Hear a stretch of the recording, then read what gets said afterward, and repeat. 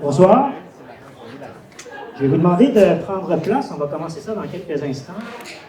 Bonsoir. Alors, je m'appelle Michel Corday. Ce soir, j'ai le plaisir d'animer le lancement du plan d'action en accessibilité universelle et lutte contre le capacitisme de l'arrondissement du plateau Mont-Royal. Enfin, je pense qu'on attendait ça depuis longtemps. On peut applaudir.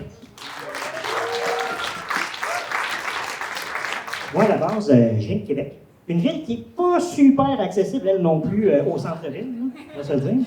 Puis en 2012, j'ai eu la brillante idée de partir de là pour une des seules places où ça pouvait être pire, le plateau.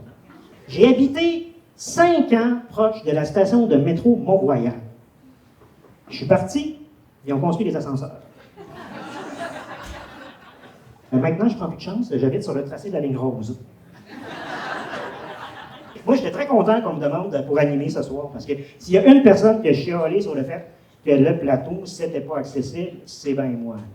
Quand j'habitais là, j'avais l'impression que la ville vivait complètement dans le déni. Là.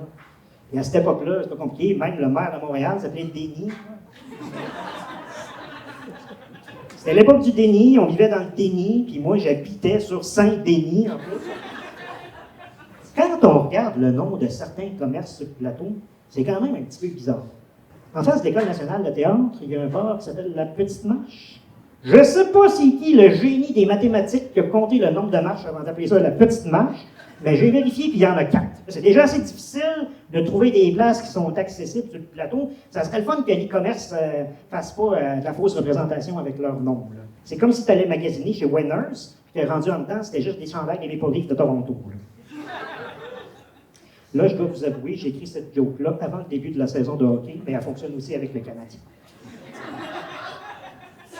Je ne vous cacherai pas que j'ai quand même certaines inquiétudes par rapport à qu'est-ce qui va se passer une fois que le plan va être mis en action, qu'il va être bien développé. T'sais.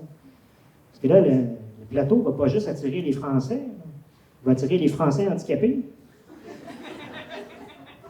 Ça va être l'enfer, ce Mont-Royal. Il va y avoir un line-up de fauteuils roulants devant le restaurant de l'avenue. Là, quand ça va être leur tour de rentrer, ils ne seront pas capables de rentrer parce que c'est beaucoup trop petit. Ils vont dire, mais qu'est-ce qu'on fait là? On ne peut pas manger là, c'est beaucoup trop petit. Il n'y a pas de place pour circuler, mais qu'est-ce qu'on fait? Je sais très bien ce qu'ils vont faire, moi. Ils vont se rendre au coin de la rue. Qu'est-ce qu'il y a au coin de la rue? La SAQ. Là, ils vont s'acheter une bouteille de vin. Ils vont avoir la bonne idée de monter la boire au parc Laurier. Ils ne voudront pas rouler sur les trottoirs parce que les trottoirs sont trop en mauvais état. Ils vont rouler dans la rue. Puis là, ça va bloquer les seuls sens uniques qui sont encore disponibles pour les autos sur le plateau. Rendu à Saint-Joseph, ça va faire un bouchon de circulation. Les chars ne seront pas capables de revirer de bord parce qu'il y a un terre-plein. Ça va encore passer sur le dos des cyclistes. Puis le monde va dire, les maudits fauteuils roulants, dans le fond, c'est pas mieux que si c'était 2 vélos avec des tie wraps.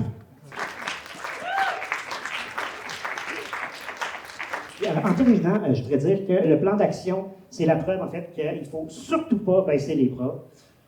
Ceux qui ont des bras. L'accessibilité universelle, en fait, c'est comme quelqu'un qui n'a pas de jambes. Ça avance pas vite.